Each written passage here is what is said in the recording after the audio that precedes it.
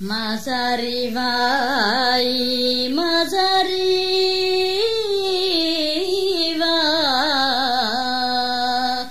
en la ciudad de Silivria,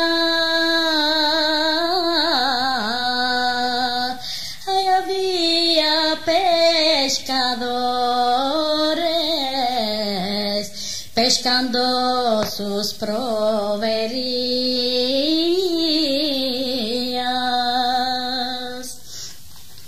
Vieron venir tres en caballos,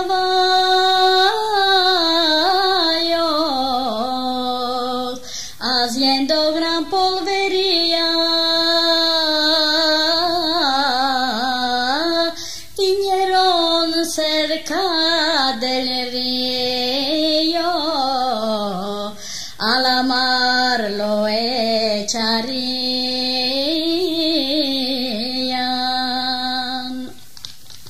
Echó ganchos y gancheras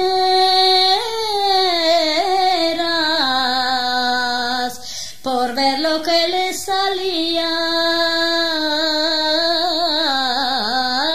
Le salió un duque de oro y yo del rey parecía. Si se lo traían vivo,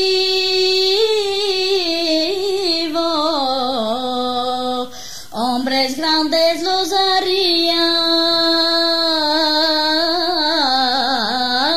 Si se lo traían muerto,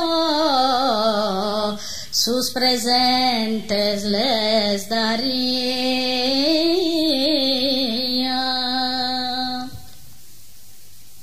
Camisa de Holanda lleva, cabezón de sirma y perla, anillo lleva en el dedo, siempre ves ricos así.